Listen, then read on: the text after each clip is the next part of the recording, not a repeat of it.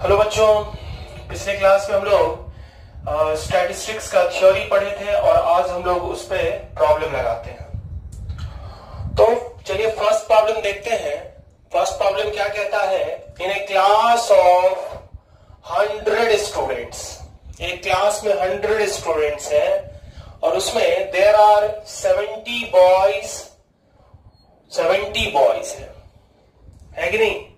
तो मान लेते हैं बॉयज है N1, बॉयज कितना है N1 इक्वल टू 70, ठीक है। Whose average marks in a subject are 75, average marks boys का एवरेज कितना है 75 दिया हुआ है। बॉयज है 70, उसका एवरेज दिया हुआ 75। If the average marks of the complete class is 72, complete class का average x12 bar is equal to, complete class का एवरेज कितना दिया हुआ है। If the average marks of the complete class is 72 दिया हुआ है। तो क्या पूछ रहा, what is the average marks of the girls. मान लेते हैं कि average marks of the girls हमको है x2 बार, जो हमें फाइंड करना है कि नहीं। Average marks of the girls, total N1 है 70, तो N2 कितना होगा, टोटल भी तो दिया हुआ है। N1 plus N2 total is equal to कितना है 100, तो N2 कितना हो जाएगा, N1 70 है तो N2 कितना हो जाएगा 30, है कि नहीं। टोटल स्टूडेंट्स 100 है और जिसमें से बॉयज कितना है 70, जिसका एवरेज है 75। कंबाइंड का एवरेज 72 है। पूछ रहा है गर्ल्स का एवरेज क्या होगा, मान लिया गर्ल्स का एवरेज है x2 बार, तो टोटल है 100 जिसमें बॉयज है 70, तो गर्ल्स कितनी हो गई 30, मान लिया N2 जो है वो गर्ल्स है। अब हम जानते हैं क्या जानते हैं, x12 bar is equal to कितना होता है N1 x1 bar plus N2 x2 bar by कितना N1 प्लस N2। यहां N1 हमने माना बॉयज को, ये बॉयज और ये गर्ल्स का, और ये क्या है कंबाइंड का। बॉयज का एवरेज x1 बार, गर्ल्स का एवरेज x2 बार और कंबाइंड का एवरेज x12 बार। सो x12 बार कितना दिया है 72 is equal to N1 x1 bar, N1 x1 bar कितना हो जाएगा 70 इंटू 75 प्लस N2 x2 बार, N2 कितना 30 इंटू x2 बार बाय N1 प्लस N2 मतलब टोटल कितना है 100, है कि नहीं। अब हमको यहां से x2 बार निकालना है, तो x2 बार कितना हो जाएगा, x2 बार फाइंड करना है। So 30 x2 bar is equal to कितना होगा 100 into 72 that is 7200 minus 70 into 75 0 5 52 50। तो यहां से x निकल जाएगा, x निकलेगा कि नहीं निकलेगा। x का वैल्यू हम लोगों को फाइंड करना है, तो 0 5 9 1, ठीक है। एक बार फिर से चेक कर लेते हैं, 0 5 5 10, 2 9 11 12 2 से 1 5 1 6 1 7। सो 30 x2 इतना आया, तो x2 इज इक्वल टू कितना हो जाएगा 195 0 बाई कितना 30, 0 0 कैंसिल, 3 6 18 1 5। सो x2 बार का वैल्यू कितना आ गया, x2 bar is equal to 65। बहुत ही आसान क्वेश्चन था। N1 टोटल स्टूडेंट 100 दिया हुआ था, N1 प्लस N2, बॉयज 70 है तो बॉयज को हमने N1 मान लिया, बॉयज का एवरेज है 75 तो x1 बार बॉयज का एवरेज माना। गर्ल्स का एवरेज पूछ रहा था, x2 बार पूछ रहा था। N2 नंबर ऑफ गर्ल्स कितना हो जाएगा, टोटल 100 था, बॉयज 70 है तो गर्ल्स कितनी हो गई 30। और अब हम जानते हैं कंबाइंड मीन का फॉर्मूला हमने पहले ही पढ़ा था और बताया भी था कि नोट पॉइंट में जितना भी चीज हमने लिखा है वो बहुत इंपॉर्टेंट है, उसी पे सारा क्वेश्चन बनता है। सो ऑलमोस्ट क्वेश्चन, तो फॉर्मूला लगा दिया, यहां से x2 बार का वैल्यू निकल गया। क्लियर है, कोई दिक्कत है इसमें। नेक्स्ट प्रॉब्लम है the median of A set, the median of A set of 9 distinct observations. Median है किसका? सेट का। और कितना उस सेट में 9 डिस्टिंक्ट ऑब्जर्वेशंस है, इज 20.5। 20.5 का जो 9 डिस्टिंक्ट का, जो 9 डिस्टिंक्ट ऑब्जर्वेशन है, मान लेते हैं A1, A2, A3, A4, A5, A6, A7, A8 और कितना A9, और इसका जो मीडियन है वो क्या है? 20.5। तो मीडियन क्या होता है? मिडिल टर्म यानी फिफ्थ टर्म ये दिया हुआ है 20 पॉइंट कितना 5। मान लो अरेंज किया हुआ है, जैसे भी है अरेंज किया हुआ, चाहे इंक्रीजिंग ऑर्डर में या डिक्रीजिंग ऑर्डर में। अगर इंक्रीजिंग ऑर्डर में तो ये 4 इससे बड़ा होगा, डिक्रीजिंग में है तो ये 4 इससे छोटा होगा, है कि नहीं? मीडियन तो अपनी ही पोजीशन पर रहेगा। अब क्या कहता है? If each of the largest 4 observation, largest जो 4 है ये ना, अगर मान लो इंक्रीजिंग ऑर्डर में तो ये लार्जेस्ट 4 है, और ये तो ये मीडियन इससे तो बड़ा होगा ही अगर इंक्रीजिंग ऑर्डर में है। तो लार्जेस्ट को बढ़ाया जा रहा है, कितना से बढ़ाया जा रहा है? बाय 2। तो अब ये कितना हो जाएगा? इसमें 2 ऐड कर दिया गया, इसमें भी 2 ऐड कर दिया गया, इसमें भी 2 और इसमें भी 2। ऑर्डर में कोई चेंज नहीं होगा, है कि नहीं? ऑर्डर में कोई चेंज नहीं होगा। 9 डिस्टिंक्ट ऑब्जर्वेशन था जिसका मीडियन, तो मीडियन कौन सा टर्म होगा? फिफ्थ टर्म, और जिसका वैल्यू कितना दिया? 20.5। अब जो कह रहा है each of the largest 4 observation, अगर मान लो 2 पॉसिबिलिटी है, अगर इंक्रीजिंग ऑर्डर में है तो ये लार्जेस्ट 4 होगा जिसको बढ़ाया जाएगा, अगर डिक्रीजिंग ऑर्डर में है तो ये 4 होगा लार्जेस्ट जिसको कि बढ़ाया जाएगा। लेकिन ये अपने ही पोजीशन पर रहेगा हमेशा, है कि नहीं? तो ये A5 में कोई चेंज नहीं हो रहा है, उसके पोजीशन में भी कोई चेंज नहीं हो रहा है। तो जो A5 है वो अपने ही पोजीशन पर रहेगा। यानी अगर बाकी के 4 में या तो लार्जेस्ट 4, अगर ये स्मॉलेस्ट 4 भी कहता तो लार्जेस्ट 4 में बढ़ाया जाए या स्मॉलेस्ट 4 में अगर बढ़ाया जाए तो भी कोई चेंज नहीं होगा। मतलब फिफ्थ वाला टर्म अपने ही पोजीशन पर रहेगा, और जब फिफ्थ वाला टर्म अपने ही पोजीशन पर रहेगा तो मीडियन क्या होगा? वही होगा फिफ्थ वाला टर्म, वो है कितना? 20.5। इसका मतलब जो मीडियन पहले था वही मीडियन अभी भी होगा, मतलब मीडियन रिमेन्स क्या? सेम। क्लियर है? आया समझ में?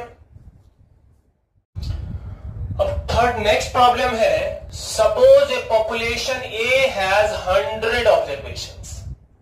एक पॉपुलेशन ए है जिसमें 100 ऑब्जर्वेशंस किया गया, और 100 ऑब्जर्वेशंस है, और वो क्या सब है? 101, 102, 103।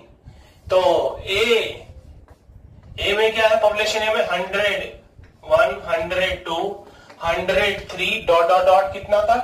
200 तक, ठीक है। And another population B has 100 observation, B के पास ऑब्जर्वेशंस क्या सब है? 151, 152, 153 डॉट डॉट डॉट कितना? 250, ठीक है। अब क्या करें? VA and VB represents their variances. तो ए का वेरिएंस, ए सेट का जो वेरिएंस है, ए सेट का वेरिएंस कितना है? VA, और बी सेट पॉपुलेशन का वेरिएंस कितना है? VB। तो पूछ रहा है VA बाय VB कितना होगा, ये पूछ रहा है कि नहीं? ए के पास भी 100 ऑब्जर्वेशन है, बी के पास भी 100 ऑब्जर्वेशन है। अगर वैल्यू देखा जाए ऑब्जर्वेशन तो 101 है तो 151, 102 है तो 152 है, 103 है तो 153 है। किसमें कितना का डिफरेंस आ रहा है? सब में तुम देख लो, सब में ऐड हो रहा है। कितना ऐड हो रहा है? 50। सब में 50 ऐड हो रहा है। तो हमने कल पढ़ा था, याद होगा क्या पढ़ा था? Variance of xi plus k is equal to क्या होता है? वेरिएंस ऑफ xi, मतलब xi ऑब्जर्वेशन का वेरिएंस और xi प्लस के का वेरिएंस दोनों क्या होता है? सेम होता है कि नहीं? तो इसका मतलब हर एक में अगर कांस्टेंट ऐड किया जा रहा है तो दोनों का वेरिएंस क्या होगा? सेम होगा। सो VA की VA बराबर होगा कितना? VA बराबर VB होगा ना? कैसे? तो रूल ये मेथड वेरिएंस ऑफ, चूंकि variance of xi plus k is equal to variance of कितना? वेरिएंस ऑफ xi, है ना? सो इसीलिए VA बाय VB कितना हो जाएगा? VA by VB equal to 1। Direct option हमारे VA बाय VB बराबर 1। अब देखो कितना लंबा होता है कि ए का पहले वेरिएंस निकालते हैं, फिर बी का वेरिएंस निकालते हैं, फिर दोनों को डिवाइड करते हैं, बहुत लंबा जाता। लेकिन ये प्रॉपर्टी कि अगर हम कांस्टेंट टर्म ऐड करेंगे, अगर हर एक ऑब्जर्वेशन में कांस्टेंट टर्म को ऐड किया जाए तो वेरिएंस में कोई चेंज नहीं होगा, इसलिए VA और VB दोनों सेम होगा, तो VA बाय VB का वैल्यू कितना हो गया 1। लेकिन हमने ये भी बताया कि अगर मल्टीप्लाई अगर किया जाता तो क्या होता, अगर K से मल्टीप्लाई किया जाता है तो क्या हो जाता है, K स्क्वायर टाइम्स चेंज हो जाता है वेरिएंस। ठीक है, इस चीज को भी याद रखना है। ठीक है, समझ में आया? उतारो। अभी नेक्स्ट प्रॉब्लम है 4th नंबर कि x1 से लेके xn तक n ऑब्जर्वेशन है और उसके स्क्वायर का summation sigma of xi square, sigma of xi square दिया हुआ है कितना, इज इक्वल टू कितना 400 and sigma xi equal to 80 दिया, सिग्मा उसका जोड़ दिया हुआ है कितना 80। तो क्या कह रहा है, इसमें से पॉसिबल वैल्यू क्या होगा, पॉसिबल वैल्यू ऑफ n पूछ रहा है, पॉसिबल वैल्यू ऑफ n ये फाइंड करना है। ठीक है, तो कैसे हम लोग फाइंड करेंगे, तो स्टैंडर्ड डेविएशन हमको रिलेशन निकालना होगा sigma xi square sigma x और n के बीच में, और वो रिलेशन कहां से आता है, स्टैंडर्ड डेविएशन से। आता है कि नहीं, आता है ना। तो सिग्मा इज इक्वल टू कितना होता है, sigma xi square by n minus sigma xi by n का क्या होल स्क्वायर, ये होता है, हाँ होता है।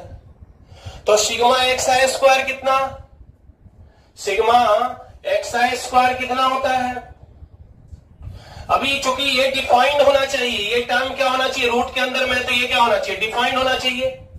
सो sigma xi square by n minus sigma xi by n का whole square greater than equal to कितना 0 होना चाहिए, क्योंकि स्क्वायर रूट फंक्शन है तो ये डिफाइंड होना चाहिए, यहां फंक्शन का कॉन्सेप्ट लग गया। अब सिग्मा xi स्क्वायर दिया हुआ है 400, सो 400 बाय कितना n minus sigma xi by n यानी कितना 80 सिग्मा xi बाय n क्या है, यही तो मीन है, सिग्मा xi कितना है 80 बाय n, 80 बाय n का whole square greater than equal to कितना 0। तो ये हो गया 400 n माइनस 6400 बाय कितना n square greater than equal to कितना 0। n लेते हैं, एलसीएम कितना होगा n स्क्वायर, तो कितना होगा 400n minus 6400 greater than equal to कितना 0। सो 400n माइनस 6400, चूंकि ये पॉजिटिव है तो greater than equal to 0। So 400n greater than equal to कितना 6400, so n greater than equal to 6400 by कितना 400, that is n greater than equal to कितना 16, n greater than equal to 16, यानी n का value 16 या उससे क्या होगा बड़ा होगा। तो अब चेक करो ऑप्शन, हमने जो ऑब्जर्वेशन जो डेटा दिया था उसके हिसाब से n greater than equal to 16 होना चाहिए। ठीक है, अब इसमें से पॉसिबल कौन सा होगा जो कंडीशन को सेटिस्फाई करेगा, तो 16 या उससे बड़ा कौन सा है 18। अब ये कैसे बना है, तो सिग्मा xi स्क्वायर दिया हुआ था, सिग्मा xi दिया हुआ था, n का वैल्यू एग्जैक्ट नहीं निकाल सकते हैं, n का वैल्यू एग्जैक्ट नहीं निकलेगा, तो इसके लिए हमें एक रिलेशन खोजना पड़ा, इसलिए क्वेश्चन पूछ रहा था पॉसिबल वैल्यू। तो हमने एक रिलेशन हम जानते हैं या तो स्टैंडर्ड डेविएशन का या फिर किसमें सिग्मा स्क्वायर वेरिएंस का। तो इसके हिसाब से स्क्वायर रूट फंक्शन है तो उसके अंदर का expression greater than equal to 0 होना चाहिए, या फिर दूसरा अगर हम स्क्वायर कर दें तो ये रूट हट जाएगा, और चूंकि जब लेफ्ट साइड स्क्वायर है तो राइट साइड वाला भी क्या होना चाहिए पॉजिटिव होना चाहिए। तो वेरिएंस से भी हम कर सकते हैं, अगर हम वेरिएंस यूज करते हैं तो सिग्मा स्क्वायर होता तो लेफ्ट साइड में पॉजिटिव, तो राइट साइड वाला भी क्या होता पॉजिटिव या 0, है कि नहीं। ठीक है, अभी नेक्स्ट प्रॉब्लम है for 2 data sets each of size 5, 2 data sets है और दोनों का साइज कितना है 5। सो डेटा 1 और डेटा 2, 2 डेटा सेट अपने पास है, each of size 5, n1 equal to 5, n2 इसमें मान लेते हैं नंबर ऑफ ऑब्जर्वेशन, साइज मतलब number of observation, each of size 5। The variances are given to be 4 and 5, यानी सिग्मा 1 स्क्वायर इसका वेरिएंस है 4 और इसका वेरिएंस कितना है 5। Variances are given to be 4 and 5, variances दिया हुआ है 4 and 5, and corresponding means are given to be 2 and 4, means दिया हुआ है यानी x1 bar is equal to कितना 2 and x2 bar is equal to कितना 4। तो क्या पूछ रहा है, variances of the combined data set, यानी हम लोगों को क्या निकालना है, sigma 1 2 square. So sigma 1 2 square बराबर क्या होता है, n1 sigma 1 square plus n2 sigma 2 square plus n1 d1 square plus n2 d2 square by कितना n1 प्लस n2, है कि नहीं। तो लोगों को क्या निकालना होगा, यहाँ d1 और d2 फाइंड करना होगा। सो उसके लिए पहले x12 बार निकालना होगा। x12 बार क्या होता है, n1 x1 bar plus n2 x2 bar by कितना n1 plus n2। So that is equal to n1 x1 bar, n1 5 है, x1 बार 2 है, तो 5 इंटू 2 कितना हो गया 10 प्लस n2 x2 बार कितना 20 by n1 plus n2 10, that is equal to कितना 3। तो d1 बराबर क्या होता है, x1 बार माइनस x12 बार। तो x1 बार कितना दिया हुआ है 2 minus 3, that is equal to कितना -1। एंड d2 बराबर x2 bar minus x12 bar, that is x2 bar दिया हुआ है कितना 4 माइनस 3 इज इक्वल टू कितना 1। d1 और d2 अपने को पता है। अब पुट कर दो इसमें, तो क्या होगा n1 का वैल्यू कितना है 5 इंटू सिग्मा 1 स्क्वायर, तो 5 इंटू 4 कितना 20 plus n2 sigma 2 square 25 plus n1 5 into d1 square 5 into -1 का square 5 plus n2 5 into d2 square 5 by n1 plus n2 कितना 10, कितना हो गया 45 प्लस 10 55 बाय 10 दैट इज कितना 5.5। सो आंसर कितना हो गया 5.5, दैट इज कितना 11/2। क्लियर है। देखो जितना भी नोट्स हमने लिखा था सारा ऑलमोस्ट क्वेश्चन उसी पे आता है ना। नेक्स्ट प्रॉब्लम है the mean of the numbers a b 8 5 10 is 6। इस 5 नंबर का मीन दिया हुआ है कितना 6। तो मीन क्या होता है a plus b plus 8 plus 5 plus 10 by 5 is equal to कितना हो गया 6। So a plus b plus 23 is equal to 30। So a plus b equal to यहां से कितना हो गया 7। एक इक्वेशन अपने पास आ गया। एंड वेरिएंस इज 6 पॉइंटेड, और वेरिएंस उसका दिया हुआ है। तो वेरिएंस क्या होता है, वेरिएंस निकालने का क्या फॉर्मूला होता है, variance sigma square is equal to कितना दिया हुआ है 6.80। तो सिग्मा स्क्वायर क्या होता है, sigma xi square by n minus sigma xi by n का क्या whole square, that is equal to कितना 6.8, ये दिया हुआ है। अब सिग्मा xi स्क्वायर का क्या मतलब, यानी सबको जोड़ेंगे स्क्वायर करके, यानी a square plus b square plus 64 plus 25 plus 100 sigma xi square by कितना n का वैल्यू कितना 5 minus sigma xi by n, यानी मीन कितना 6 का स्क्वायर कितना 36 इज इक्वल टू कितना हो गया 6.8, है कि नहीं। अब एलसीएम का ऊपर में हो गया a square plus b square 549 189 plus 189 by 5 minus 36 is equal to कितना 6.8। So a square plus b square plus 189 minus 6 5 जा 0 180 बाय 5 इज इक्वल टू कितना 6.8। So a square plus b square plus 9 is equal to 34। So a square plus b square is equal to कितना 25। अब देखो यहां से a square plus b square 25 और a plus b बराबर 7, दो relation आ गया, दो वेरिएबल है और हमको वही फाइंड करना है। तो चेक कर लो a प्लस b 7 तो सब में है, a प्लस b को 7 सब में है कि नहीं। तो इस कंडीशन को सेटिस्फाई तो चारों कर रहा है, लेकिन a square plus b square बराबर 25 किस में है, a square plus b square 25 सिर्फ फर्स्ट ऑप्शन में ही है। क्लियर है। तो इस तरह से करेक्ट आंसर कौन सा हुआ फर्स्ट। तो इस तरह से आप लोग जितना भी क्वेश्चन बनाइएगा सारा क्वेश्चन ऑलमोस्ट बनेगा। थ्योरी को बढ़िया से याद रखिए और मिस्टेक नहीं होना चाहिए, क्योंकि जब आसान है तो मिस्टेक होने का बहुत ज्यादा चांस रहता है। ठीक है, तो सीरियसली इसको सारी चीजों को याद करना है और उसके एक्यूरेसी के साथ याद करना है और बनाना भी है। थोड़ा सा प्रैक्टिस आप लोग कीजिएगा, 1-2 घंटा में 10 सवाल और एक्स्ट्रा आप लोग अपने मन से बनाइए, सारा क्वेश्चन बन जाएगा। ठीक है, इसी के साथ फिर हम लोग अगले क्लास में फिर से नए टॉपिक के साथ हाजिर होंगे।